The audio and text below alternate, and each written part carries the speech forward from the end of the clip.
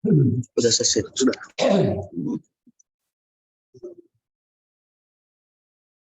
Assalamualaikum warahmatullahi wabarakatuh.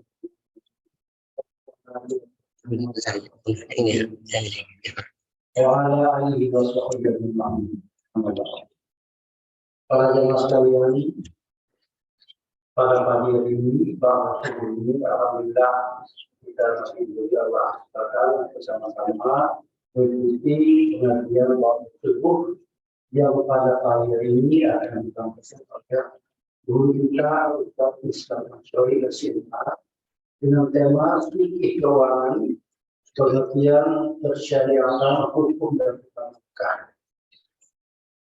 Juga kami para jemaah yang mengikuti Zoom juga akan mendapatkan sama.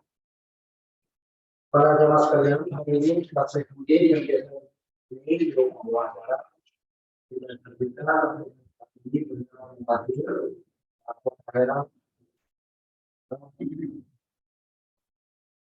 juga beberapa waktu kami kesediaan berkontak. Assalamualaikum warahmatullahi wabarakatuh.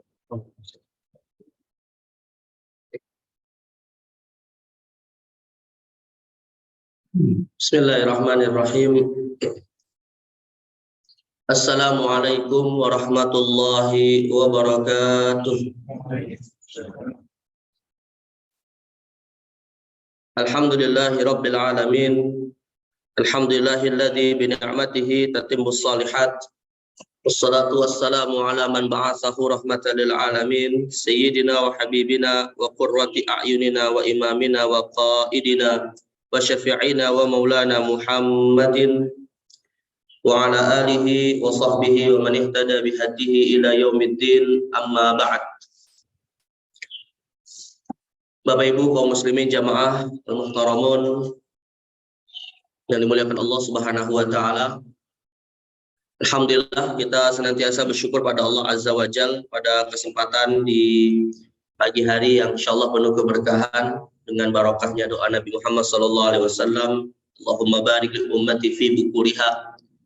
Pada kesempatan ini setelah kita melaksanakan kewajiban sholat subuh berjamaah, kembali Allah memberikan taufik untuk bisa sama-sama kita berada di majelis ilmu, di mana dalam majelis ini insya Allah kita masih mendapatkan cucuran pahala ibadah sholat dari Allah Subhanahu wa taala, dinaungi oleh sayap-sayap malaikat Allah Subhanahu wa taala, dan yang paling penting adalah Allah berbangga kepada kita semua dengan menyebut nama-nama kita di antara makhluknya di langit sana. Tentu dengan harapan mudah-mudahan ini semua sebagai catatan amal ibadah kita yang nanti di hari akhir kita berharap mudah-mudahan dengannya Allah berkenan memasukkan kita sebagai ahli surganya insya Allah. Sahabat salam juga mari kita sampaikan pada Sayyidil Mursalin Nabi Muhammad sallallahu alaihi wasallam, kepada keluarga beliau, pada para sahabat ridwanullah alaihim, dan pada kita semua umatnya yang istiqamah menjalani sunnah dan setiap ajaran sang Nabi mulia Muhammad sallallahu alaihi wasallam. Bapak Ibu jamaah kaum muslimin yang dimuliakan Allah, mengingat pada hari ini kita masih dalam momentum bulan Syawal 1444 Hijriah, tepatnya kita hari ini berada di tanggal 17 Syawal, maka saya ingin mengawali kajian kita pada pagi hari ini dengan mengucapkan tahniah terlebih dahulu atas Idul Fitri. Taqabbalallahu minna wa minkum shalihal a'mal, kullu amin wa antum bi khairin minal a'idina wal faizin. Kita berharap mudah-mudahan Allah Subhanahu wa taala menerima apapun dari usaha dan ibadah kita pada bulan Ramadan yang lalu, dan tentu kita berharap bisa diistiqomahkan untuk senantiasa beribadah kepadanya hingga akhir hayat, termasuk berharap mudah-mudahan Allah Subhanahu wa taala mempertemukan kita kembali dengan bulan Ramadan yang akan datang dalam kondisi, dalam situasi yang tentu lebih baik daripada sebelumnya. Dan juga karena hari ini kita masih berada di bulan Syawal, tema kita sebenarnya ini melanjutkan seri tentang fikih keluarga atau disebut juga dengan ahkamul ahwal asyaksiyah. Tapi sedikit saya ingin menyampaikan beberapa amalan yang secara khusus memang disyariatkan di bulan Syawal. Salah satunya materi yang akan kita bahas. Ya. Beberapa ulama, misalnya Imam Ibnu Rajab Al-Hambali dalam kitabnya Lataiful Ma'arif, kitab yang menjelaskan tentang fadilah-fadilah dan amalan khusus pada bulan-bulan Hijriyah, itu menyebutkan ada sejumlah amalan jamaah sekalian yang secara khusus ada di bulan Syawal. Setidaknya ada 4 amalan yang disyariatkan secara khusus di bulan Syawal.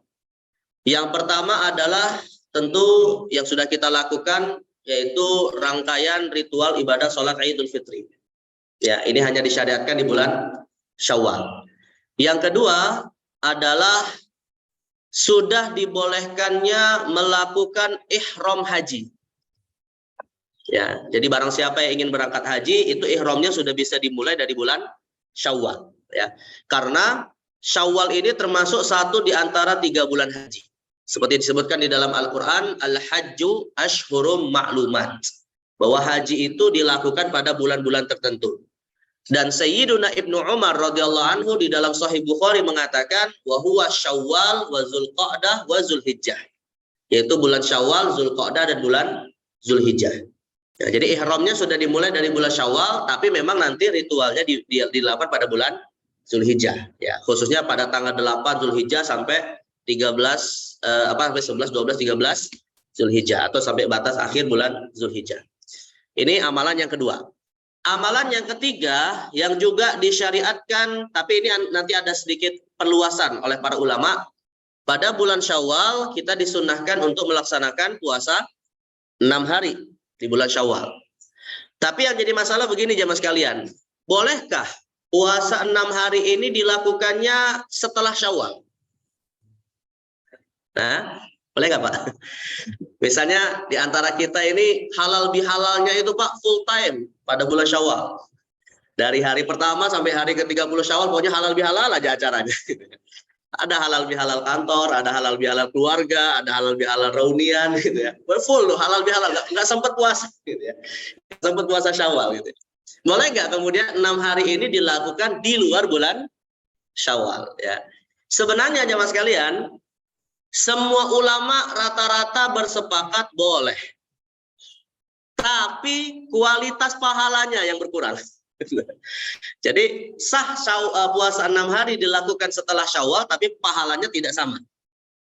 Nah itu yang bedanya ya.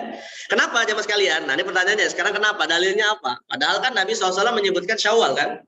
Kata Nabi dalam hadis riwayat Imam Muslim, man shoma Ramadhana, tsumma atsba'ahu sittan min Syawal, fadzaka shaumud dahri. Ya, kata Nabi SAW, barang siapa yang berpuasa Ramadan, lalu kemudian dia lanjutkan dengan 6 hari. Min Syawal. 6 hari min Syawal. Maka pahalanya sama seperti berpuasa 1 tahun lamanya. Karena di dalam Al-Quran dikatakan bahwa setiap amalan itu bi'ashri amsalihah. Dilipat gandakan menjadi 10 kali lipat. Maka 30 hari Ramadan itu terhitung adalah kita seakan ibadah selama 10 bulan. Dan 6 hari dikali 3, dikali 10 sama dengan kita beribadah puasa selama 2 bulan. Itu seperti disebutkan dalam riwayat Imam Nasai, inilah yang dimaksud dengan Ramadan plus 6 hari itu adalah puasa 1 tahun. Tapi yang jadi masalah nih jamaah sekalian, kata-kata Nabi min Syawal, ya itu maknanya apa? Karena dalam bahasa Arab, Bapak Ibu sekalian, min itu, huruf min, ya, memiliki setidaknya banyak makna, tapi yang populer paling tidak ada 2. Dan kalau kita kaitkan dengan hadis ini punya 2 makna. Min itu bisa maknanya adalah al-bayaniyah, maksudnya adalah penjelas. Maka nanti tafsirnya adalah barang siapa puasa Ramadan dan dilanjutkan dengan 6 hari di bulan Syawal. Itu makna yang pertama, ini yang populer. Tapi bisa juga jamaah sekalian, makna min di situ ibtidaiyah. Ibtidaiyah itu artinya memulai. Maka tafsirnya adalah barang siapa puasa Ramadan lalu ditambah dengan 6 hari dimulai dari bulan Syawal. Lah kalau dimulai dari bulan Syawal berarti sampai kapan? Sampai selanjutnya gitu ya. Ya itu sampai bertemu dengan Ramadan yang akan datang ya. Nah, maka berdasarkan tafsir kedua ini, kebanyakan para ulama, kata Imam An-Nafrawi dalam kitabnya Al-Fawaqihud Dawani, bahwa boleh puasa Syawal itu setelah bulan Syawal. Dan kenapa Nabi SAW mengkhususkan bulan Syawal? Beliau mengatakan litahfif, untuk memberikan keringanan kepada umat karena masih ada rasa Ramadannya. Tetapi yang penting adalah setelah Ramadan dia bisa puasa 6 hari. Maukah di bulan Syawal ataupun di luar Syawal. Tapi Imam Ibnu Hajar Al-Haytami di dalam kitabnya Tuhfatul Muhtaj mengatakan, jemaah sekalian, meskipun boleh setelah Syawal tapi nilai pahalanya berbeda. Apa yang membedakan? Karena gini logikanya jemaah sekalian. Tadi kan kita katakan, Pak, Ramadan itu kan seakan kita puasa 10 bulan ya. Berarti kan sebenarnya 6 hari ini pun tidak mesti di bulan Syawal sebenarnya kan, untuk bisa mendapatkan pahala 2 bulan gitu kan. Kan nggak mesti di bulan Syawal sebenarnya logikanya kan. Yang penting masih dalam satu tahun Hijriah itu tersebut ya. Maka kata Imam Ibnu Hajar Al-Haytami, yang puasa 6 harinya dilakukan di bulan Syawal, dia mendapatkan pahala 1 tahun fardhon. Dan yang puasa Syawalnya setelah bulan Syawal, dia mendapatkan pahala 1 tahun naflan. Apa maksudnya?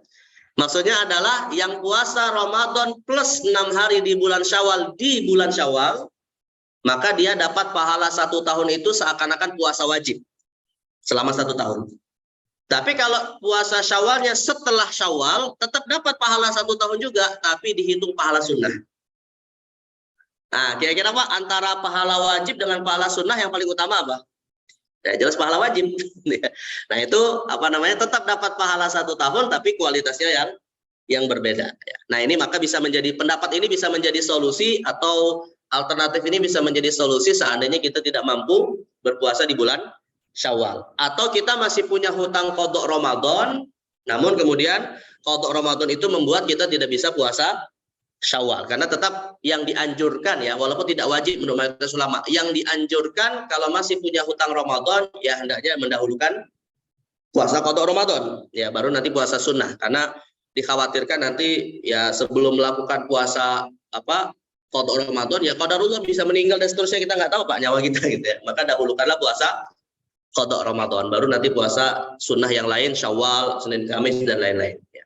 Nah ini kira-kira sudah pernah dengar Pak, atau baru ilmu baru nih, puasa Syawal boleh di luar Syawal? Nah itu logikanya seperti itu ya. Baik, tapi jangan juga membuat kita berarti panjang waktunya, akhirnya puasa Syawalnya ditunda-tunda gitu ya. Kalau memang bisa di bulan Syawal ya tentu lebih utama di bulan Syawal ya. Baik, dan amalan yang keempat jamaah sekalian ya, tadi kan yang pertama adalah sholat Id, kedua ihram haji, ketiga puasa, yang keempat apa amalan yang disunnahkan pada bulan Syawal. Nah ini akan kita bahas jemaah sekalian, yaitu melakukan akad nikah ya, melakukan akad nikah. Jadi akad nikah di bulan Syawal itu sebenarnya bukan tradisi jemaah sekalian, itu adalah momentum dan waktu yang terbaik berdasarkan sunnah Nabi SAW ya. Jadi kalau kita misalnya ingin menikahkan anak kita, maka carilah waktu yang paling bagus, yaitu di bulan Syawal. Dan lebih spesifik lagi adalah di hari Jumat ya, akadnya dilakukan di pagi hari atau di sore hari. Kalau dalam mazhab Syafi'i diutamakan di pagi hari, kalau dalam mazhab Imam Ahmad bin Hanbal di sore hari. Dan harinya Jumat. Jumat di sini maksudnya adalah akadnya, Pak. Kalau untuk resepsi atau walimahannya ya silakan di hari Sabtu atau di hari Ahad ya. Ini yang dimaksud dengan sunnahnya adalah akadnya. Ijab qabulnya itu disunahkan di bulan Syawal di hari Jumat ya, waktunya pagi atau sore ya. Kenapa kok bulan Syawal ini memiliki nilai lebih? Nah, dasarnya adalah hadis riwayat Aisyah atau hadis riwayat Imam Muslim dari Aisyah radhiyallahu anha, di mana beliau berkata, tazawwajanin Nabiyyu sallallahu alaihi wasallam fi Syawal wa banabi fi Syawal. Jadi kata Aisyah radhiyallahu anha, aku dinikahi oleh Rasulullah di bulan Syawal dan baru berumah tangga bersama dengan Nabi pun di bulan Syawal. Karena kita tahu Pak, Nabi Muhammad SAW itu ketika menikahi Aisyah belum langsung berumah tangga. Karena beliau saat itu masih berumur 6 tahun. Baru berumah tangga ketika sudah berumur balik. Ya. Nah maka itu dilakukan pada bulan Syawal. Maka Aisyah radhiyallahu anha mengatakan, dan aku senang kaum muslimin menikah pada bulan Syawal. Nah ini berdasarkan perbuatan Nabi Muhammad SAW. wassalam. Ya. Tapi ini hukumnya sunnah ya, tidak wajib. Jadi kalau untuk memilih waktu terbaik di bulan Syawal. Nah inilah alasannya. Jadi kalau kita bertanya-tanya jemaah sekalian, kenapa kok bulan Syawal ini setiap hari Sabtu Minggu dapat undangan nikahan? Nah, itu karena memang sunnahnya seperti itu gitu. Baik. Nah, karena kita pada bulan Syawal dan disunnahkan adalah salah satunya melakukan akad nikah, kita akan bahas pada kesempatan di pagi hari ini jemaah sekalian lanjutan terkait dengan tema fikih keluarga, yaitu secara khusus kita akan membahas tentang pengertian akad nikah atau pengertian nikah, pensyariatan, hukum, dan kalau nanti ada waktu kita tambahkan dengan keutamaan nikah. Ya, meskipun di sini kalau saya lihat rata-rata wajah-wajah pasca akad nikah semua di sini. Tapi kan kita punya anak, kita punya keponakan, kita punya sepupu mungkin yang belum menikah, yang bisa jadi kita adalah walinya, maka kita pun perlu tahu ilmu-ilmu seperti ini. Baik, sekarang kita awali jemaah sekalian ya dengan definisi dari akad nikah ya. Definisi dari akad nikah. Ini agak definisi akad nikah. Saya sebelumnya mau bertanya dulu ya Mas kalian. Nikah itu bahasa Arab atau bahasa Indonesia? Bahasa Arab atau Indonesia? Bahasa Arab yang sudah diserap ke dalam bahasa Indonesia. Ya, jadi dalam KBBI itu sudah ada kalimat atau kata nikah. Ya, Kamus Besar Bahasa Indonesia itu sudah ada kata nikah. Jadi yang namanya nikah itu hakikatnya bahasa Arab sebenarnya. Nah karena itulah jemaah sekalian, karena kata nikah itu adalah bahasa Arab, kalau kita ingin mendefinisikan, kalau kita ingin mengetahui makna dari kata nikah itu sendiri, tentunya kita harus mengembalikannya kepada bahasa Arab. Ya. Lebih khusus lagi adalah kita kembalikan kepada teks-teks Al-Quran dan hadis Nabi SAW. Yang mana kalau kita bicara teks Al-Quran dan hadis, ya, istilah nikah itu jamaah sekalian memiliki dua makna. Ini saya menutup ini agak sulit. Jadi akad nikah itu definisinya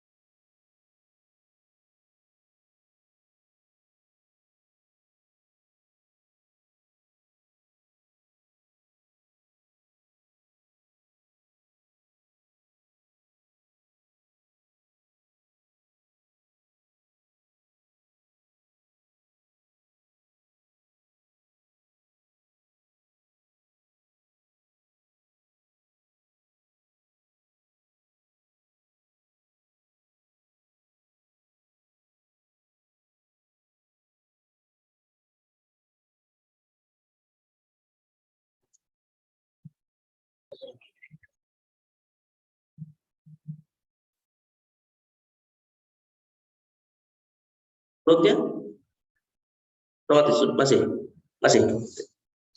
Masih terekam di klub. Baik. Jadi yang pertama jemaah sekalian, bahwa kata nikah itu maknanya adalah hubungan seksual. Kita bisa temukan definisi ini di dalam hadis Nabi SAW, riwayat Imam Muslim.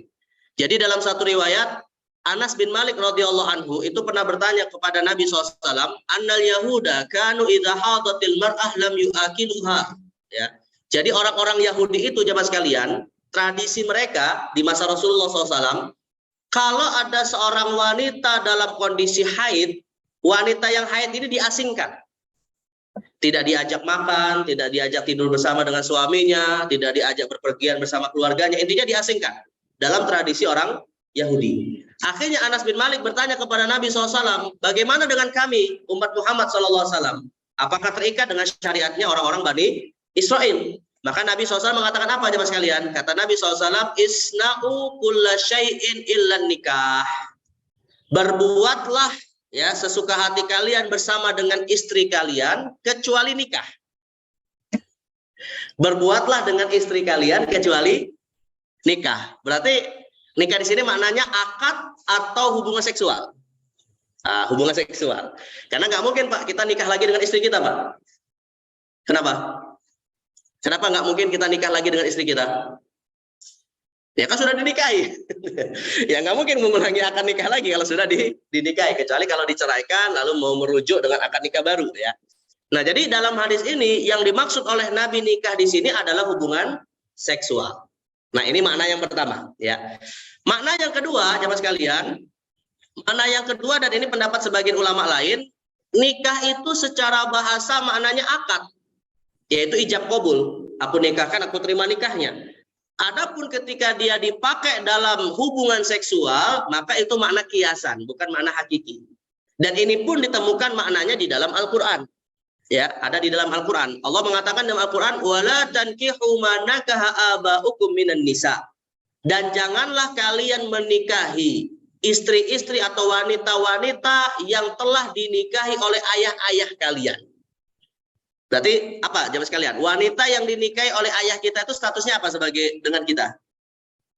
Ibu tiri. Bukan ibu kandung ya, ibu tiri. Jadi ayah kita menikahi seorang wanita yang bukan melahirkan kita, maka statusnya adalah ibu tiri. Nah, dahulu di masa jahiliyah jamaah sekalian, yang namanya ibu tiri itu boleh dinikahi oleh anak tirinya.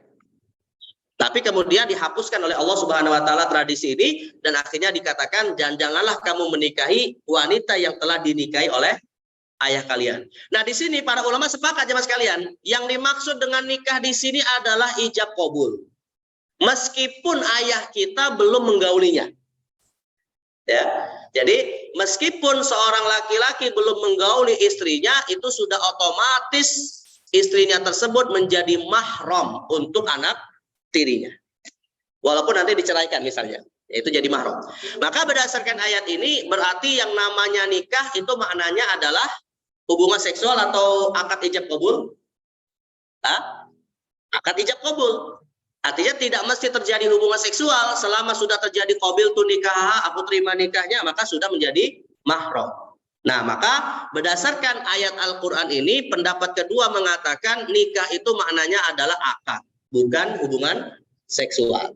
Nah, jadi intinya jamaah sekalian ada dua perdebatan di kalangan ulama, ada dua pendapat. Ya, nikah itu maknanya adalah akad atau maknanya adalah hubungan seksual.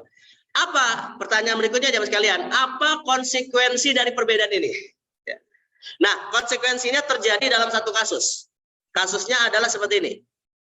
Ya, implikasi dari perdebatan tentang definisi nikah melahirkan suatu masalah yang diperselisihkan oleh para ulama tentang apa hukum dari atau apa konsekuensi dari suatu perbuatan zina. Ya, kita tegaskan dulu ya mas kalian, zina itu dosa besar.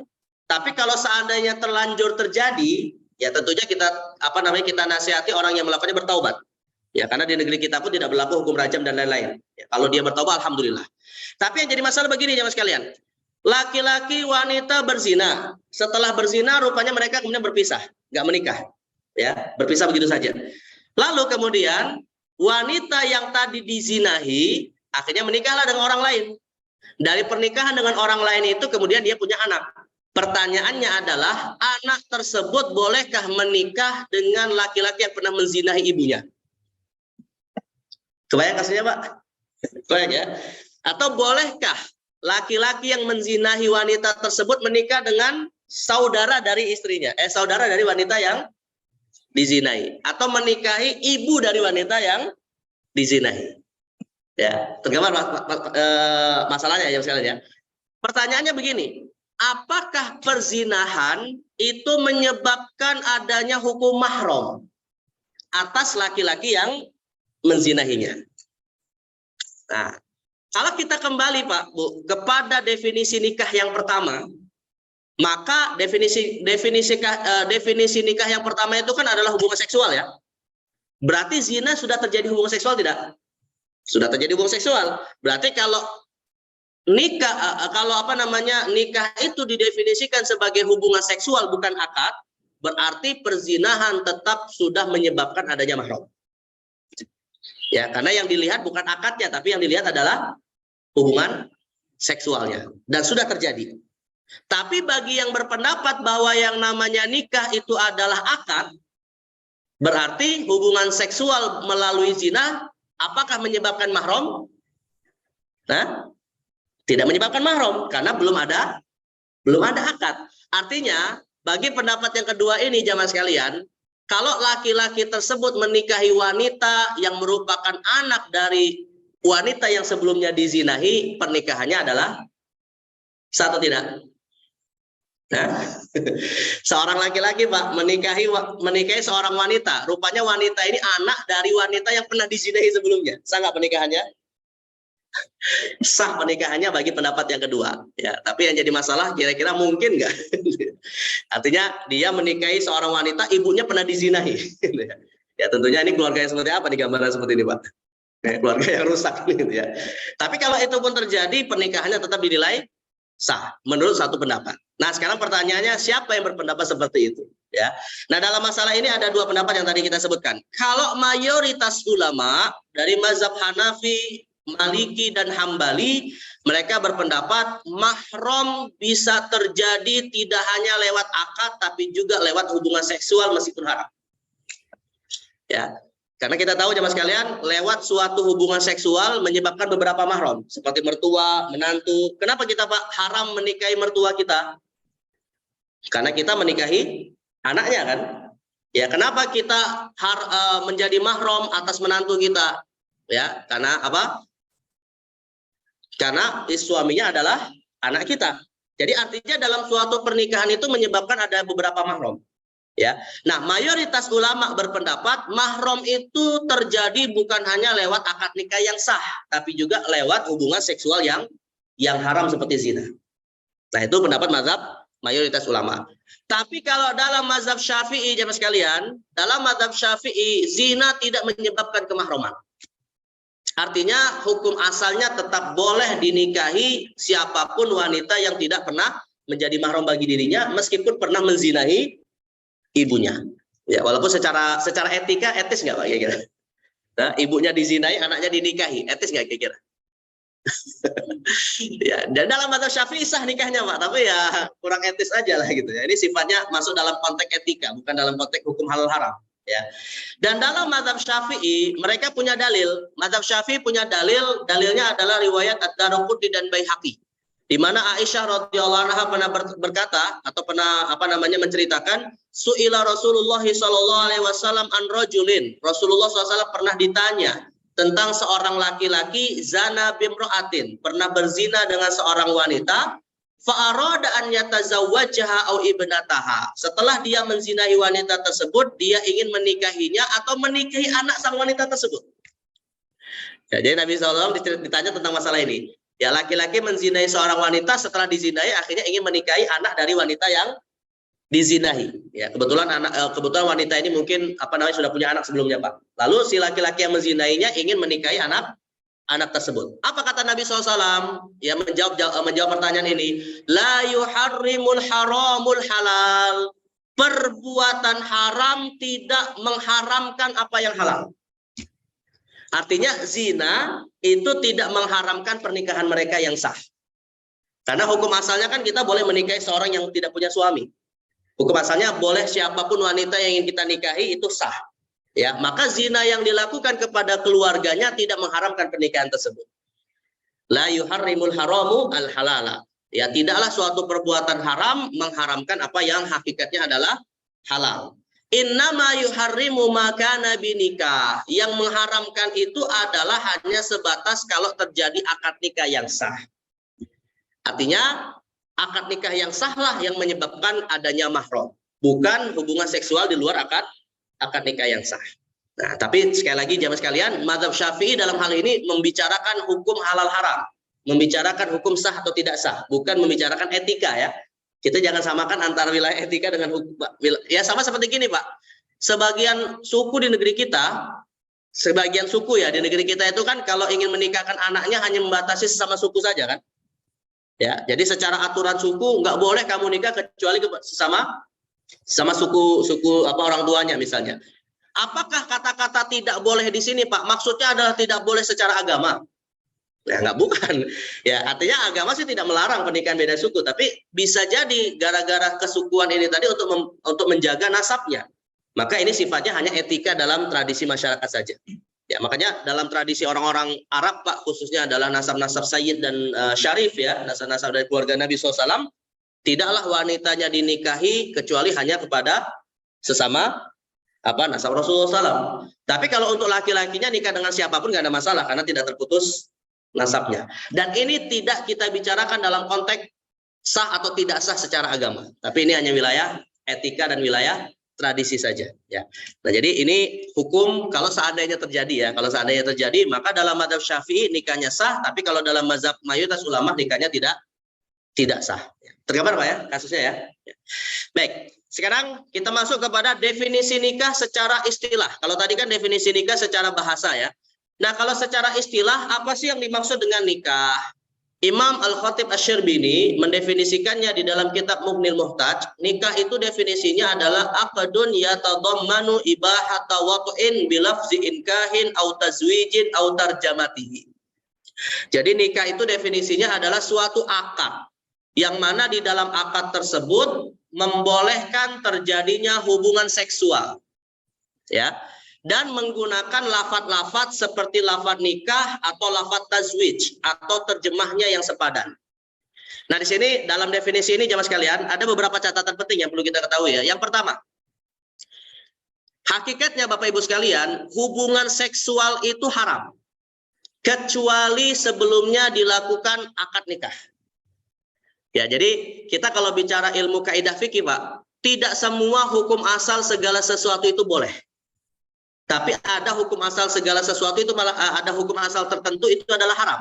Ya. Kalau kita bicara makanan, misalnya kita sedang ziarah Lebaran ya, kita ziarah Lebaran jamaah sekalian, mainlah kita ke rumah tetangga kita, main kita ke rumah keluarga kita ya.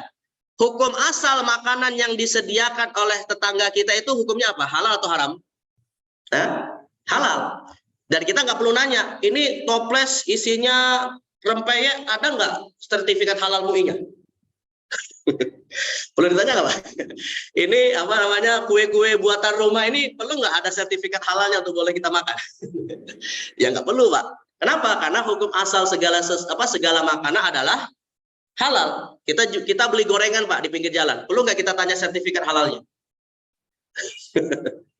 Ya kalau semuanya ditanya sertifikat halalnya Pak, ribet. Nah jadi artinya hukum asal makanan adalah halal. Tapi kalau kita bicara pernikahannya mas kalian, kebalikannya malah hukum asal hubungan seksual adalah haram. Ya, hukum asal hubungan seksual adalah haram sampai hubungan seksual itu diawali dengan akad pernikahan. Makanya dahulu Pak, kalau masih ingat ya, sempat viral di media mainstream kita, di televisi nasional kita. Ada seorang tokoh, dia mengatakan bahwa nikah beda agama secara mutlak boleh. Karena hukum asal, hukum muamalat adalah boleh.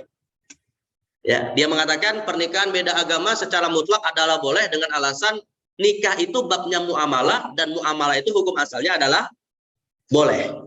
Nah ini keliru jamaah sekalian.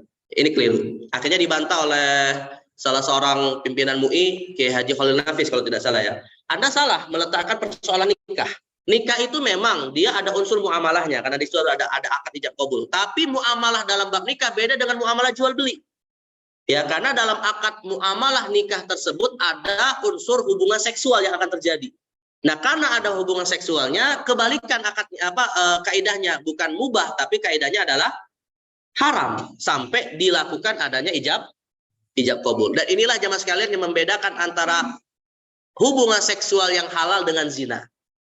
Ya, kira-kira jamaah sekalian, hubungan seksual yang halal dengan zina itu sama-sama memasukkan kemaluan nggak? Sama kan? Bedanya apa? Bedanya sebelumnya ijab kabul ada apa nggak? Itu aja. Bedanya di situ. Makanya Allah menyebutkan ijab kabul itu mitsaqan ghalizo, ikatan yang kuat. Seakan-akan Pak, ketika kita melakukan akad nikah ya, antara suami istri di tengah-tengahnya Allah Subhanahu wa taala. Makanya kan kita sering mendapati ya, semakin suami istri itu hubungannya dekat kepada Allah, seperti segitiga gitu, Semakin suami istri hubungannya dekat kepada Allah, maka hubungan antara suami istri semakin dekat atau semakin jauh? Nah, ada suami, ada istri, di tengah-tengahnya Allah. Kita buat segitiga. Semakin hubungan kedua suami istri ini kepada Allah semakin dekat, berarti hubungan antara mereka semakin dekat atau semakin jauh? Semakin dekat. Tapi semakin mereka jauh dari Allah, maka semakin renggang. Nah, karena kenapa Pak? Akad ijab qabul itu kita bawa Allah di dalamnya. Yang disebut dalam Al-Quran dengan istilah mitsaqan ghaliza. Makanya ada informasi dari Nabi Pak. Ini informasi gaib ya. Dalam hadis riwayat Imam Muslim, Nabi Muhammad pernah bercerita bahwa iblis itu singgasananya di mana, jemaah sekalian? Iblis. Iblis itu singgasananya di mana? Ada yang tahu nggak? Istananya iblis itu di mana Pak? Nah, kata Nabi SAW, iblis itu singgasananya atau arasnya itu ada di laut. Ya, tapi jangan ngebayangin Nyiroro Kidul Pak ya. Nah itu urusan. Jadi kata Nabi SAW, iblis itu singgasananya ada di laut. Dan setiap hari Pak, iblis ini mendapatkan laporan-laporan dari anak buahnya dari golongan setan. Setiap hari datang setan kepadanya. Ya, setiap kali setan datang kepadanya, silakan bisa dicek dalam hadis Imam Muslim ada ya. Ketika syaitan datang kepada iblis dan bertanya, apa yang sudah engkau lakukan kepada manusia? Iblis rata-rata menggoda manusia, setan rata-rata menggoda manusia untuk jatuh kepada maksiat kan? Rata-rata Pak, setan-setan yang melapor kepada iblis ini, ya dia melaporkan misalnya bisa A, bisa B dan seterusnya, itu nggak dianggap oleh iblis. Itu biasa gitu ya. Tiba-tiba ada seorang syaitan berkata kepada iblis, ya aku sudah menggoda manusia hingga bisa membuat antara suami istri kemudian mereka bermusuhan. Ya, kata setan tersebut, aku berhasil menggoda hingga suami istri kemudian bermusuhan. Mendengar hal tersebut apa yang terjadi Pak? Iblis merasa senang. Lalu didekatkan setan tersebut kepada dirinya. Artinya yang sangat disenangi oleh iblis adalah ketika manusia bermusuhan antara pasangannya.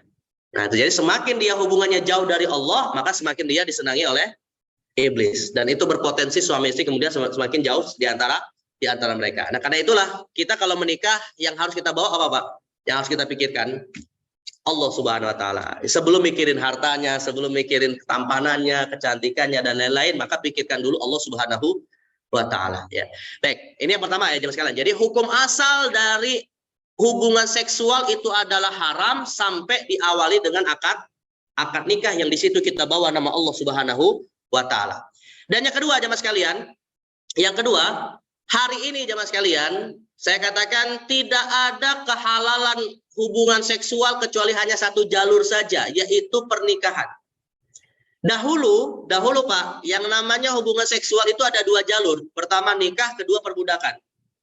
Tapi karena hari ini perbudakan sudah tidak ada, maka tertutuplah hubungan seksual boleh dilakukan kecuali lewat pernikahan. Kenapa jemaah sekalian? Kenapa saya perlu tegaskan ini Pak? Karena sempat viral juga di negeri kita, ada disertasi S3 ya, yang keluar dari suatu kampus, huruf depannya U di belakangnya N, ya.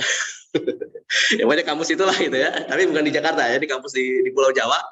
Jadi menyimpulkan bahwa tafsir dari milkul yamin, ya kan di dalam Al-Quran dikatakan Pak, bahwa boleh melakukan hubungan seksual lewat nikah atau milkul yamin. Lewat nikah atau milkul yamin.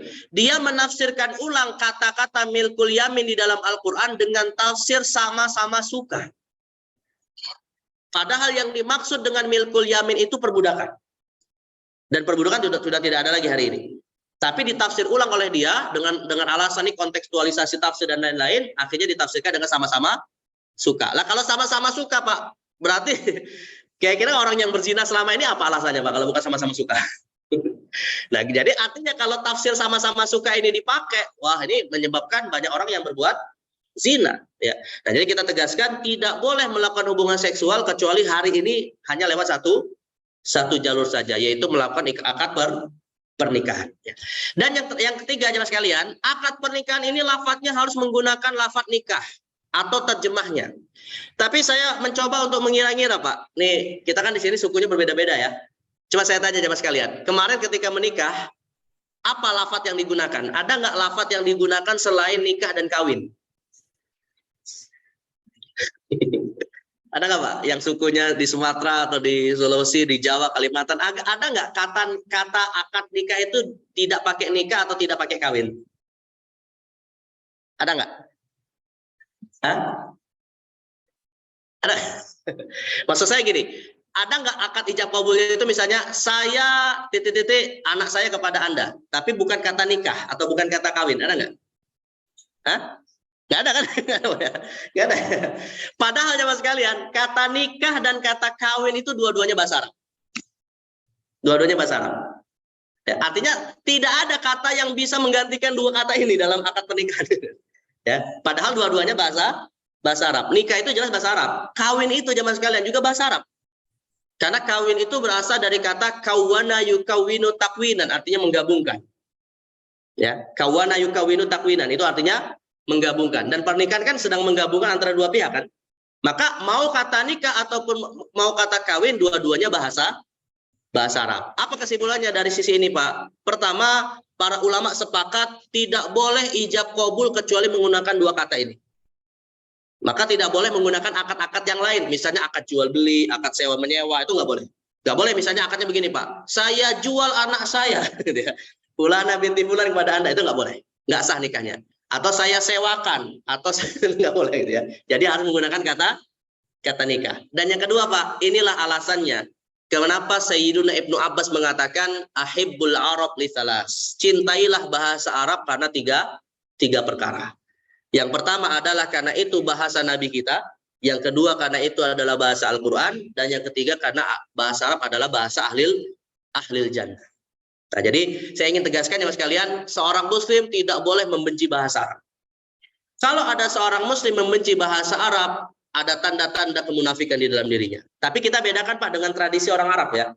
Orang Arab itu bisa jadi dia ya tidak tradisi dan kehidupannya tidak sama dengan agama Islam.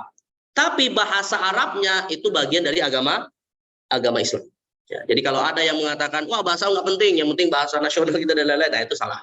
Tapi tentu belajar bahasa juga tidak wajib. Kalau bisa belajar bahasa Arab itu bagus, tapi tidak sampai kepada hukum wajib. Ya, kenapa? Karena nikah pun tidak ada bahasa yang digunakan kecuali bahasa Arab ya, dan itulah yang menjadi dasar sahnya pernikahan. Baik, dan yang terakhir jemaah sekalian, kita masuk kepada masalah kedua dan yang ketiga, syariatan dan hukum nikah. Apa dasar disyariatkannya pernikahan ya? Dasarnya ada tiga dalil utama. Pertama adalah ayat Al-Qur'an. Allah Subhanahu wa taala berfirman, wa ankihul ayyama minkum, dan nikahilah wanita-wanita yang sendirian di antara kalian. Maksudnya yang masih berstatus single, belum memiliki suami ya. Dan di dalam hadis Nabi SAW, Nabi juga mengatakan an-nikahu min sunnati. Nikah itu adalah bagian dari sunnahku. Famalam ya'mal bi sunnati falaysa minni, dan barang siapa tidak mengamalkan sunnahku, yaitu pernikahan, bukan bagian dari golonganku. Dan Nabi juga bersabda, ya ma'syaras syabab man istata'a minkumul ba'a falyatazawwaj. Wahai para pemuda, jika kamu mampu menikah maka kawinlah. Fa'innahu aghaddu lil basari wa ahsanu lil farji, karena menikah itu bisa menjaga pandangan dan menjaga kemaluan. Wa ma lam yastati' fa alaihi bisawmi fa innahu lahu wija, dan barang siapa yang belum mampu menikah karena suatu sebab, maka hendaknya dia memperbanyak ibadah puasa. Dan juga didasarkan kepada ijma atau kesepakatan para ulama bahwa yang namanya nikah itu disyariatkan di dalam Islam. Nah, yang menjadi pertanyaan jamaah sekalian, jadi kalau kita baca ayat dan hadisnya Pak, rata-rata ayat dan hadis tentang pernikahan itu wujudnya perintah atau bukan? Hah? Perintah kan wujudnya. Wa ankihu, nikahlah, itu perintah. Ya, kemudian ya ma'syaras syabab man istata'a minkumul ba'a falyatazawwaj, itu juga perintah. Nah, yang menjadi pertanyaan Bapak Ibu sekalian, perintah itu hukum asalnya wajib atau tidak wajib? Hah? Perintah, namanya perintah itu wajib atau tidak wajib? Hukum asalnya kan wajib Pak ya. Nah, sekarang yang jadi pertanyaan, kalau di dalam Al-Qur'an ataupun hadis Nabi ya, persoalan nikah itu dengan redaksi perintah, maka pertanyaan fikihnya begini Pak. Bolehkah seorang muslim bertekad untuk menjomblo sampai akhir hayatnya? Padahal dia mampu menikah. Hah? Boleh atau tidak? Tidak boleh. Tidak boleh. Nah, maka dalam masalah ini ada dua pendapat. Ada dua pendapat. Ya, jadi kita katakan hukum asal nikah itu apa? Ya, hukum asal nikah itu apa yang nanti konsekuensinya kepada orang yang tidak mau menikah. Ada dua pendapat jemaah sekalian. Pendapat yang pertama mengatakan hukum nikah itu wajib. maka kalau tidak menikah padahal mampu dia berdosa. Ya, ini pendapat mazhab Zahiri. Pendapat mazhab Zahiri ini didirikan oleh Imam Daud Az-Zahiri. Ya.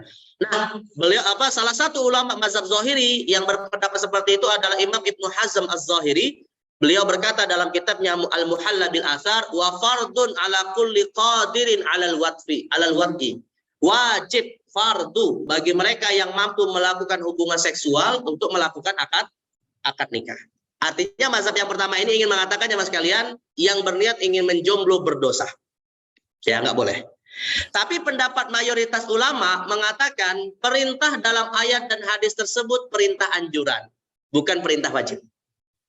Nah, ya. Jadi pendapat kedua mengatakan itu sunnah saja. Artinya jamaah sekalian, yang ingin tidak mau menikah nggak ada masalah. Yang penting dia bisa menjaga dirinya dari zina. Ya. Nah maka pendapat kedua mengatakan nikah itu hukumnya tidak sampai wajib tapi sunnah. Imam Ibnu Qudamah berkata dalam kitab Al-Mughni, annahu laisa biwajib. Nikah itu tidak sampai wajib, wa hadza qaulu ammatil fuqaha. Dan ini pendapat kebanyakan para ulama. Nah, jadi kalau seandainya jamaah sekalian kan ada kadang orang-orang Pak ya yang punya trauma terhadap keluarga, akhirnya dia bertekad tidak mau menikah. Nah, maka orang yang seperti ini kalau menurut pendapat mayoritas ulama nggak ada masalah. Hanya saja dia meninggalkan sesuatu yang baik, gitu aja. Ya. Tapi kebaikan ini tidak wajib dilakukan.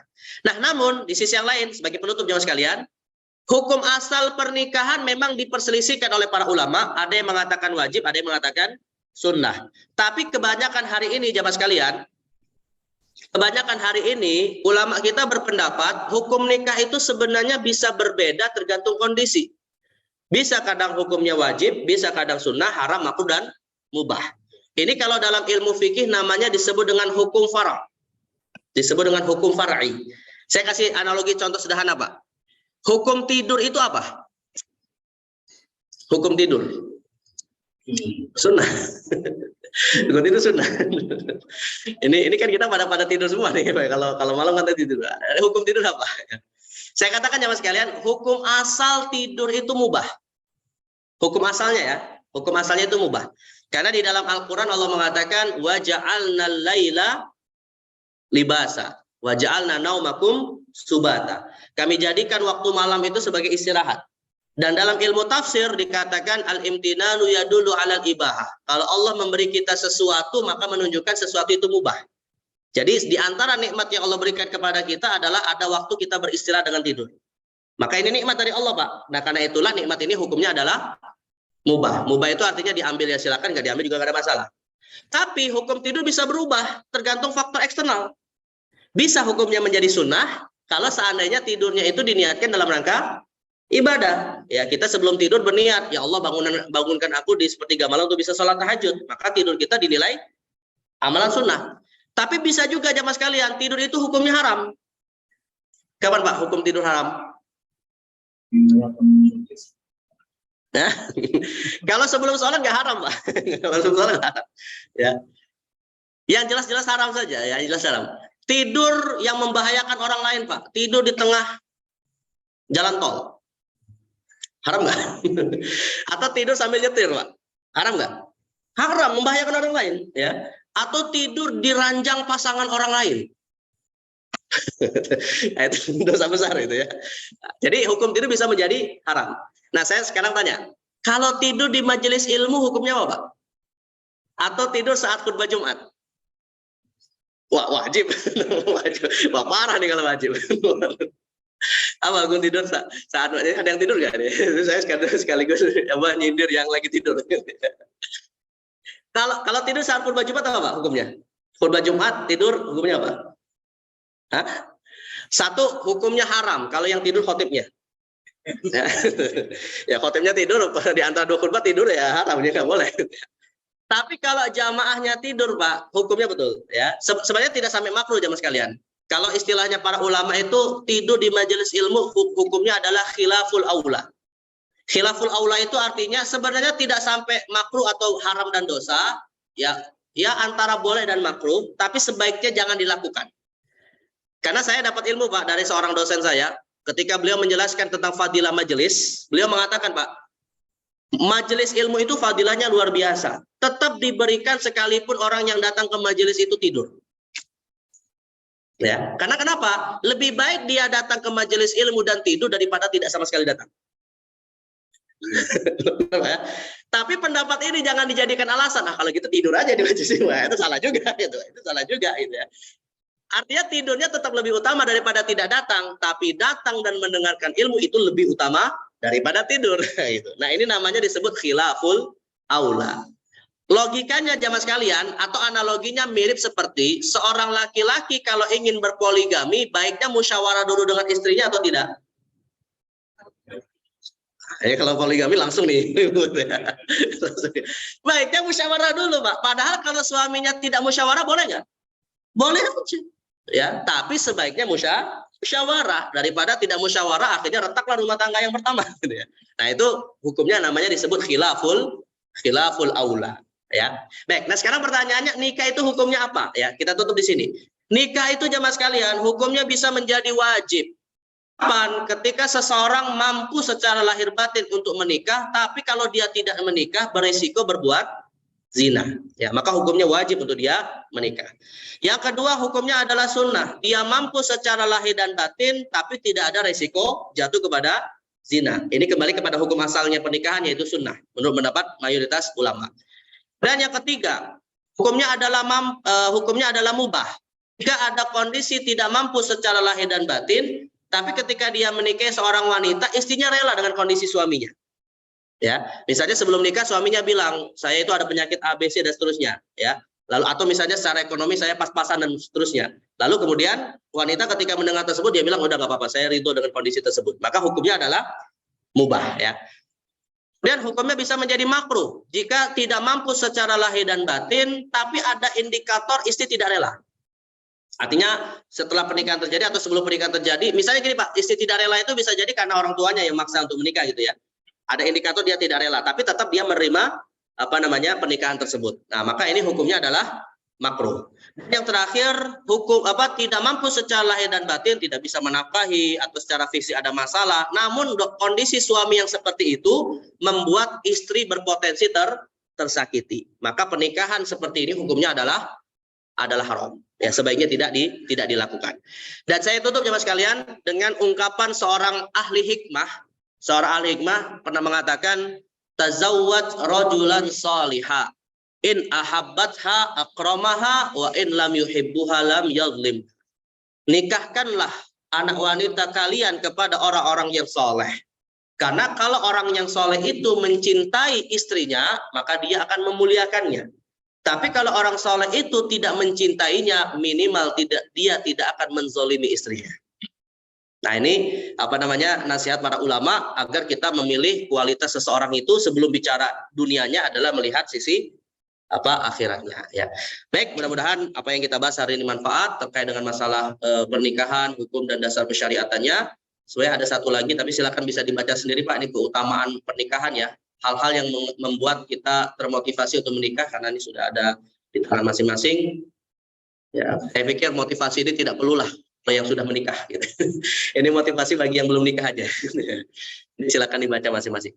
Kalau masih ada waktu mungkin silakan jika ada yang mau bertanya atau kita cukupkan. Wallahu a'lam, saya kembalikan waktunya kepada. Baik, jamaah sekalian, sebagai ingatan dari kita yang pertama yang ilmu baru kita dengar yaitu puasa sunnah syawal boleh dilaksanakan sesudah sholat. Ustaz ya, itu sebagai ilmu baru bagi kami Ustaz. Ada beberapa yang dibutuhkan dalam itu. Selanjutnya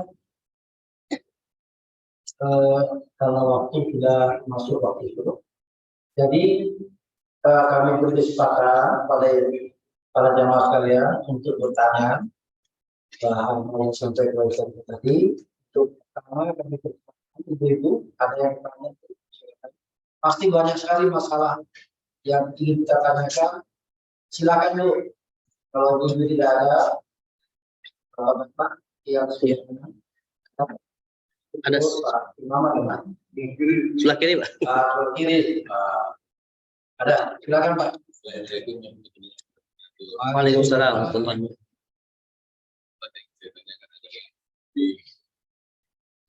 Kalau kita di zaman sekarang Allah dan dia itu media sosial. Dia yang saya tanyakan ada dua, apakah akan lebih baik anak-anak yang sudah kuliah belum selesai, tapi mereka melakukan pernikahan jika ada kesepakatan. Yang saya tanyakan di sini adalah apakah pernikahan itu dapat motivasi untuk menyelesaikan kuliah, atau dengan pernikahan itu, intinya ini, dengan pernikahan itu apakah berpotensi bertambah menjadi suatu tidak tercapainya cita-cita mereka. Ini saya tanyakan. Yang kedua tadi, tekad seorang anak tidak mau menikah. Jadi sekarang itu statement, saya tidak mau menikah. Jadi saya mau sampai ibu aja, sampai akhir-akhir ibu dan saya, gitu kan. Kenapa? Ya nggak mau aja. Jadi kita kan nggak wajib. Ya. Nah, apakah ada seperti ini kalau kita cuci otak selanjutnya, atau kita statement itu tadi? Jadi silakan. Untuk kita terangkan jelas. Ya. Baik. Ini menarik untuk dua pertanyaan ini Pak ya, terkait dengan fenomena hari ini ya. Kita hidup di masa anak-anak kita ini lebih membuat kita khawatir daripada zaman kita dahulu Pak. Ya, kalau kita zaman dahulu itu kan kadang pergaulan yang terjadi di antara kita itu ya belum terganggu dengan media sosial, tontonan yang buruk dan lain-lain gitu ya. Sekarang ini sudah tontonannya luar biasa. Bahkan hari ini Pak, banyak orang tua yang tidak hanya mengkhawatirkan anak perempuannya, bahkan termasuk mengkhawatirkan anak laki-lakinya juga. Ya, bukan hanya terjadi pada perbuatan zina, bisa homoseksual, bisa komunitas-komunitas LGBT dan lain-lain ya. Jadi bukan hanya anak perempuan yang kita khawatirkan perawannya hilang gitu ya, tapi juga anak laki-laki kita yang kemudian ikut pergaulan buruk membuat cara berpikir mereka itu jadi masalah ya. Nah, maka pertanyaan tadi yang pertama adalah apakah orang tua bisa saja misalnya ya menganjurkan anak ini kemudian kalau memang sudah punya atau sudah siap untuk menikah meskipun dalam proses kuliah. Sebenarnya jawabannya Pak tergantung ya. Tergantung orang tuanya, tergantung anaknya.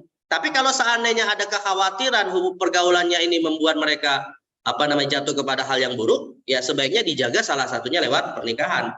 Tapi bukan satu-satunya solusi pernikahan itu ya jemaah sekalian. Karena ada solusi lain. Misalnya kita ajak dia aktif untuk ikut komunitas yang positif. Ya kalau di kampus-kampus misalnya komunitas di masjid, ada rohisnya, ada LDK-nya, atau komunitas kegiatan positif lah intinya yang bisa mengalihkan mereka dari pergaulan-pergaulan yang tidak benar.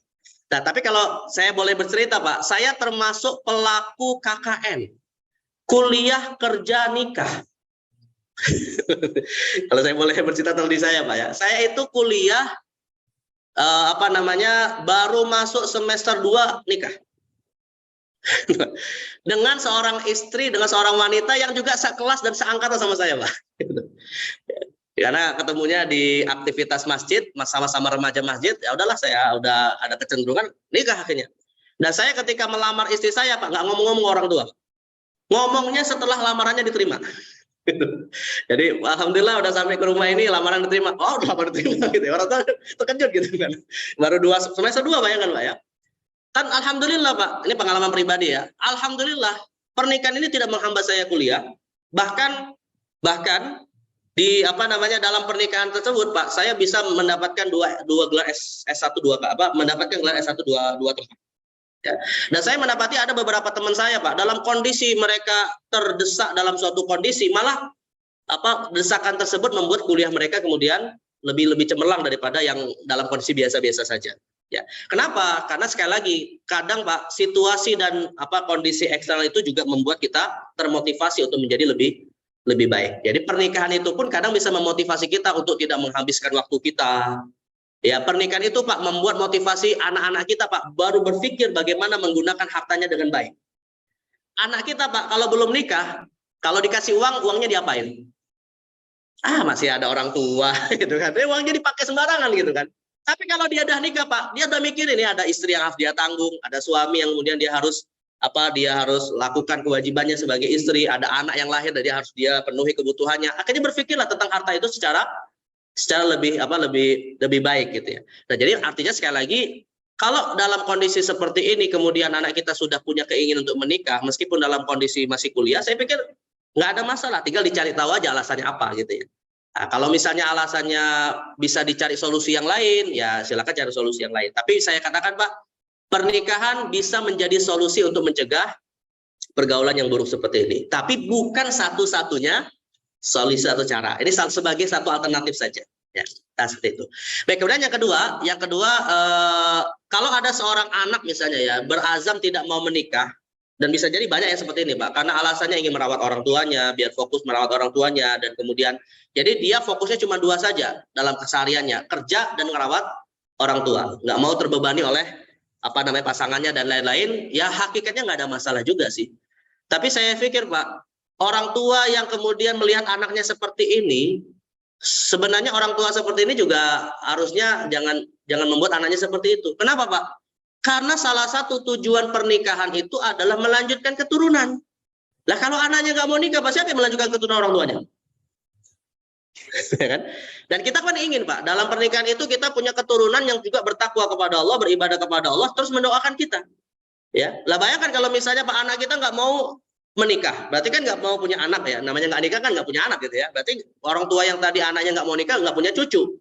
Lah kalau nggak punya cucu Pak, kira-kira dia bisa dapat doa dari cucunya lewat apa? Padahal kan yang nanti diharapkan orang tua ketika meninggal di barzahnya adalah dapat doa dari anak cucunya, keturunannya gitu ya. Maka anak yang seperti ini saya pikir ya silakan berpikir begitu, tapi orang tuanya lah yang kemudian mengingatkan, nah bapak atau ibu nggak ada masalah sih kalau kamu misalnya. Artinya gini, apakah pernikahan itu menghalangi seorang anak berbakti kepada orang tuanya? Nah, nggak menghalangi. Ya. Tinggal yang menjadi poin utamanya Pak, hati-hati memilih pasangan. Banyak anak laki-laki ketika menikah lebih mendahulukan istrinya daripada orang tuanya, atau sebaliknya begitu. Nah ini yang tidak benar. Ya, artinya tetap kan ada pertanyaan begini Pak yang lucu itu ya, dan ini pertanyaan yang dalam suatu majelis ilmu membuat seorang syekh menangis Pak. Ketika ada seorang laki-laki berkata, ya syekh, ini ibu saya kasih tumpangan di rumah saya, dan istri saya nggak senang dengan mertua saya, dengan ibu saya ini, gara-gara dia tidak punya privasi yang bebas. Apa kata syekh tersebut? Ibu menangis dia Pak. Kok ada anak mengatakan ibunya numpang di rumahnya? Ada anaknya ngomong kayak gitu. Padahal Rasul mengatakan apa? Anta wa maluka li abika. Hartamu dan dirimu itu milik bapakmu. Ya, sekalipun orang tua Pak sudah menghibahkan hartanya kepada anaknya, tetap harta itu dan anaknya itu milik bapaknya. Meskipun sudah dihibahkan. Lah kalau bapak saja seperti itu, apalagi ibu yang Nabi katakan ummuka tsumma abuka, ibumu baru bapakmu atau ayahmu. Nah, jadi artinya jemaah sekalian, seorang anak juga harus pintar-pintar memanage hubungan antara pasangannya dengan orang tuanya. Itu sesuatu yang sulit kadang Pak ya. Makanya kemarin Pak di Idul Fitri, di awal-awal Idul Fitri ya, saya dapat di Facebook itu ya, ada tulisan-tulisan mengerikan sebetulnya Pak ya. Kan namanya Idul Fitri kan biasa kita mudik ketemu orang tua ya. Itu ada tulisan-tulisan dari seorang menantu, wah saya harus datang ke rumah mertua. Sebelum datang aja udah pusing. Sebelum datang aja udah pusing. Gitu. Kemudian ada yang bilang setelah datang ke rumah mertua asam urat naik semua. Jadi maksud saya apa Pak? Hubungan antara mertua menantu ini kadang perlu diperbaiki gitu ya. Dan itu kadang berpotensi membuat sang anak durhaka kepada orang tuanya. Makanya sekali lagi yang menjadi poinnya adalah bukan masalah dia tidak menikah, tapi memilih pasangan yang baik untuk terus dia bisa berbakti kepada siapa? Orang tuanya. Ya, mudah-mudahan kita diberikan anak, bukan hanya anak Pak ya, kita diberikan menantu yang juga bisa berbakti kepada kita sebagai orang tua dan mertuanya. Ya. Baik, seperti itu ya, Allah miswab. Jadi intinya sebaiknya tetap menikah, tapi dengan arahan-arahan yang baik. Ya, Allah miswab. Baik. Ada lagi Bapak Ibu yang mau bertanya? Bapak Agus, silakan Agus. Dua pertanyaan. Assalamualaikum. Waalaikumsalam. Yang selama ini itu kan ada sendiri gitu ya, dan nikah kemudian yang selama kita bicarakan ini apakah nikah yang mana Ustaz? Kemudian yang keduanya Ustaz, Kalau seseorang nikah siri kemudian bukti bahwa sudah berpisahnya, bagaimana itu? Ya. Karena kalau kemudian dibawa ke yang nikah yang nomor 2 itu tadi, nggak ada buktinya kan gitu. Betul. Nah, gimana? Makanya. Baik, sebenarnya begini Pak, di dalam kitab-kitab fikih yang dimaksud dengan nikah yang sah itu adalah pernikahan yang memenuhi rukunnya meskipun tidak tercatat. Ya, itu kalau kita bicara kitab-kitab fikih Pak ya. Jadi kitab-kitab fikih klasik itu menetapkan rukun nikah itu ya cuma 4 saja. Adanya 2 mempelai, adanya wali, adanya 2 saksi, adanya ijab kabul. Ya, tidak harus datang penghulu yang mencatat pernikahan atau tercatat di pencatatan negara dan seterusnya itu ya. Yang mana inilah yang kemudian hari ini kita sebut nikah siri kan. Nikah siri itu kan adalah nikah yang secara agama sah tapi tidak tercatat. Nah, itu nikah yang kita baca dalam kitab-kitab fikih klasik. Nah, tapi pertanyaannya jamaah sekalian, apakah kemudian pencatatan pernikahan itu lantas tidak menjadi penting gara-gara tidak harus menjadi standar sahnya pernikahan? Nah, pencatatan pernikahan itu Pak, dalam konteks hari ini di zaman sekarang, itu kalau dalam ilmu fikih masuk dalam bab maslahat mursalah. Dan maslahah mursalah hukumnya bisa menjadi wajib kalau seandainya itu adalah satu bentuk sikap preventif untuk bisa menghindari kezaliman. Dan maslahah mursalah itu banyak Pak di negeri kita. Adanya KTP, adanya SIM, ya adanya KK, itu semua adalah maslahah mursalah. Ya, coba kalau saya tanya jemaah sekalian, pernah nggak ketemu kakaknya Nabi Muhammad, Pak? Pernah nggak ketemu catatan nikahnya Nabi Muhammad dan para sahabat? Ya nggak akan ketemu, Pak, karena di zaman itu belum dibutuhkan, gitu ya. Nah, hari ini kita hidup di masa segala sesuatu harus ada catatan dan bukti, tidak hanya lewat kesaksian. Kesaksian pun itu penting, Pak. Hanya saja yang namanya kesaksian kan bisa jadi saksi ini meninggal. Ya, maka kemudian pencatatan itu penting, masuk dalam bab maslahah mursalah. Tapi pencatatan itu bukan menjadi dasar sahnya pernikahan. Itu sifatnya hanya untuk preventif saja, untuk memenuhi kebutuhan dan keadilan yang didapatkan oleh yang menikah. Artinya, kalau seandainya tidak dicatat pun, nikahnya sudah tetap sah, tapi nanti bisa diajukan permohonan pencatatan pernikahan di KUA. Ya, karena dulu kan orang tua kita bisa jadi nikahnya nggak dicatat, Pak. Tapi udah telanjur nikah kan. Nah, maka nanti bisa diajukan pencatatan pernikahan itu tentu dengan mendatangkan bukti-bukti ya. Dan tidak perlu mengulangi akad nikah. Kenapa? Karena nikahnya sudah sah gitu. Dan yang kedua, Pak, namanya nikah itu, Pak, kalau seandainya penghulunya terlambat karena macet, ya nggak apa-apa, udah langsung nikah aja gitu ya. Penghulunya datang tinggal catat, selesai gitu ya. Karena yang namanya kehadiran penghulu bukan syarat sah nikah. Ya, mereka itu tugasnya hanya mencatat saja. Jadi kalau seandainya penghulunya karena suatu sebab nggak bisa datang tepat waktu, ya udah akad nikah bisa langsung dilakukan. Nah, itu jadi kita biar fleksibel juga ya antara pencatatan dan akad nikah. Dan yang ketiga, Pak, saya tegaskan, banyak peneliti mengatakan hari ini ulama kontemporer pencatatan nikah ini penting. Ya, kenapa? Karena itu tadi terkait dengan pertanyaan kedua, Pak. Bagaimana mereka bercerai kalau tidak dicatat gitu kan? Atau bagaimana seorang wanita menuntut cerai misalnya, Pak, kalau tidak dicatat? Ya gimana hakim mau mengatakan, "Loh, kamu siapa?" Kan nggak ada datanya di sana gitu. Nah, artinya pencatatan nikah ini penting tujuannya untuk agar bisa mereka terpenuhi hak-haknya sebagai warga negara. Dan bahkan bukan hanya masalah pernikahan saja, Pak, hak warisnya. Bagaimana seorang wanita yang suaminya meninggal, dia punya anak bisa menuntut hak waris kalau dia tidak tercatat sebagai istri yang sah. Ya, tentunya kan kalau tidak tercatat nanti keluarga si laki-laki bisa mengambil hak waris seluruh milik saudaranya kan, padahal dia punya istri dan anak. Nah, istri dan anaknya nggak bisa nuntut, Pak, karena tidak punya catatan gitu ya. Nah, jadi maka catatan ini sifatnya sebagai tambahan untuk menjaga hak-hak mereka, bukan untuk menjadi dasar sahnya pernikahan. Nah, itu jadi kita katakan pada posisi masing-masing, tapi dua-duanya penting. Begitu, Pak ya. Contoh konkretnya, supaya clear, ada saudara mau nikah dengan janda. Tapi si janda ini nikah siri. Nah, kemudian nanti kan mereka akan nikah secara resmi. Nah, pada waktu dikawin membuktikan bahwa dia janda dan dicerai sama suami itu gimana? 2 saksi, Pak, yang hadir dalam pernikahan itu. Jadi dia menghadirkan 2 saksi. Kan tadi salah satu di antara rukunnya nikah adalah dua saksi. Nah, 2 saksi ini dihadirkan. Ya, 2 saksi ini dihadirkan bahwa kami kemarin sudah menikah. Tolong minta apa namanya dicatatkan. Mungkin bisa jadi Pak, nanti di dalam permohonan itu semacam ada apa istilahnya, semacam ada, bukan hanya verifikasi ya, bisa saja ada semacam hukuman tersendiri ya.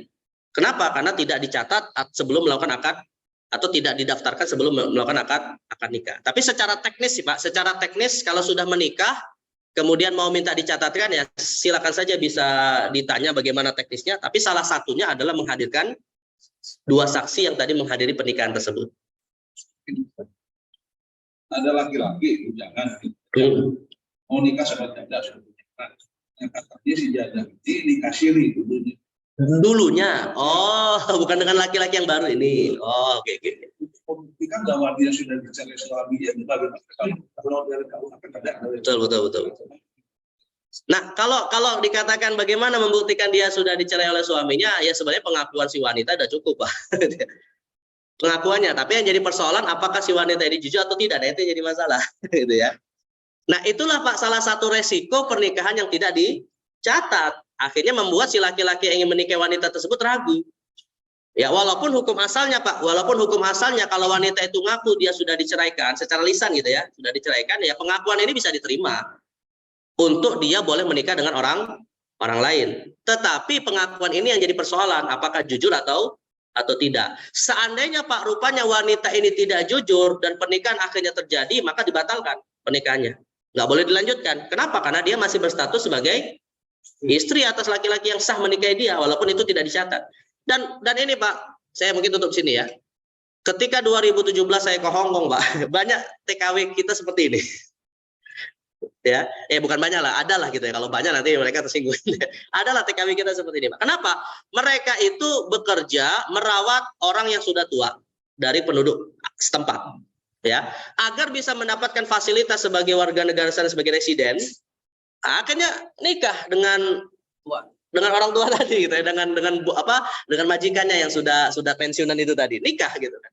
Padahal Pak di Indonesia punya suami. Ini terjadi nih Pak, ini terjadi. Dan lebih parah lagi Pak, jadi saya dapat cerita dari beberapa orang sana itu, yang lebih parah lagi pernikahannya itu dinikahkan oleh ustadz di sana, yang ustadznya nggak jelas siapa, pokoknya disebut ustadz aja gitu Pak. Jadi untuk agar dianggap nikahnya sah dipanggillah ustadz, ya ustadz apa yang disebut sebagai wali tadi gitu ya. Nah akhirnya terjadi pernikahan. Ini saya katakan nggak boleh kalau terjadi hubungan seksual zina, ya kalau terjadi hubungan seksual zina. Kenapa? Karena wanita ini punya suami. Dan yang kedua Pak, ustadz tidak bisa jadi wali. Ya, tidak bisa jadi wali hakim. Yang bisa jadi wali hakim itu adalah negara dan perwakilannya. Kalau negara atau perwakilannya tidak ada karena di negara non muslim, maka dikembalikan kepada tokoh agama yang terikat dengan Islamic Center di sana. Jadi kalau ustadz itu misalnya nggak ada hubungan dengan Islamic Center di sana, nggak bisa jadi wali hakim. Tapi tetap harus ada wali nasab dulu sebelum wali hakim. Nah, maka kasus seperti ini terjadi, dan ya intinya kalau hanya pengakuan diantisipasi saja, sebaiknya tidak dilakukan. Ya, sampai kemudian didatangkan suaminya misalnya, apakah benar sudah diceraikan atau tidak. Ya, jadi kalau misalnya hanya ngaku-ngaku saja, sebaiknya tidak usah melanjutkan pernikahan, karena dikhawatirkan nanti itu adalah tidak jujur dalam pengakuannya. Nah, itu resiko Pak, resiko pernikahan yang tidak dicatat. Ya, seperti itu. Ya, Allah mungkin begitu Pak. Ya. Baik Pak Ustaz, tidak ada yang bertanya, cuma terakhir Pak Ustaz, ada sebenarnya banyak yang bertanyakan Pak Ustaz. Cuma pertanyaan saya gini Pak Ustaz, bagaimana kita tahu bahwa kalau akibat dari perzinahan mengakibatkan kepada ini? Bagaimana seorang PSK yang dia berzina dengan siapapun dia tidak hafal dan tidak tahu. Di dulu juga begitu. Siapa wanita-wanita yang pernah dizinainya dia nggak tahu. Nah, ini kalau ini berakibat kepada mahram. Ya. Artinya yang kedua Ustaz, kalau ada waktu nih, kita kan mendengar nikah mut'ah. Nah, ini mungkin panjang saja kalau tidak ada waktu lain kesempatan. Tapi yang pertama tadi aja untuk nikah mut'ah nanti insya Allah kita bahas pertemuan berikutnya Pak. Nanti ada jenis-jenis pernikahan gitu ya. Tapi kalau untuk yang pertama ini, inilah Pak salah satu pendapat mazhab Syafi'i jadi solusi. Ya.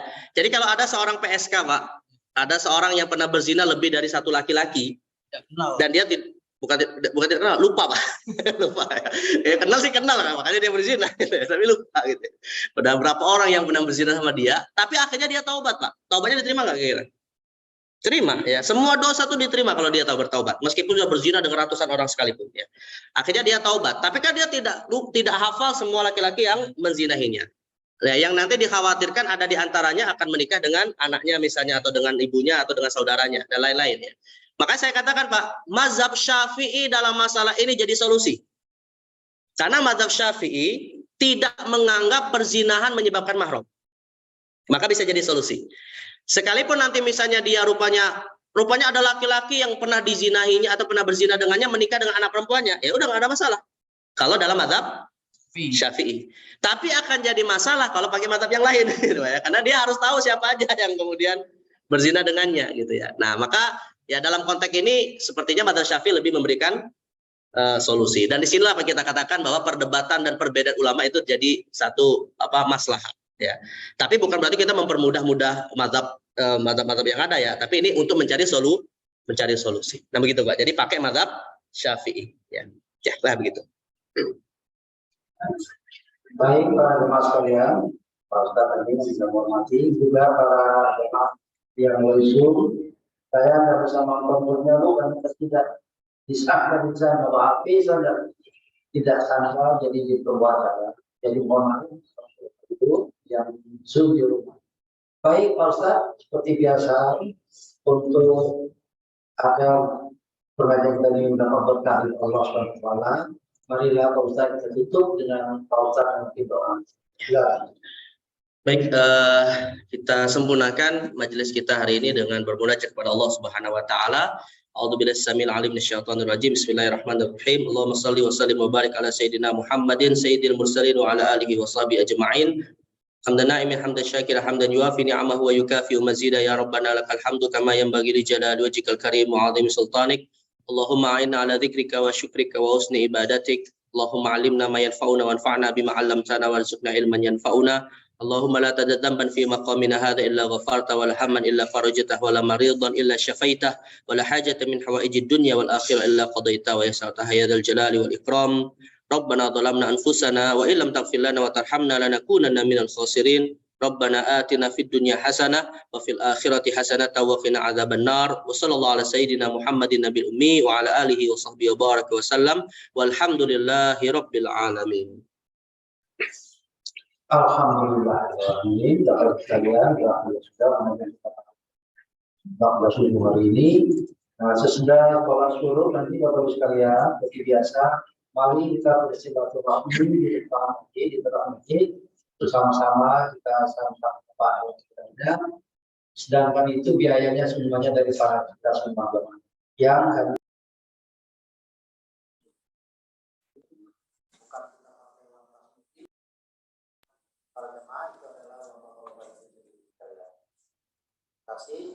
Assalamualaikum warahmatullahi wabarakatuh.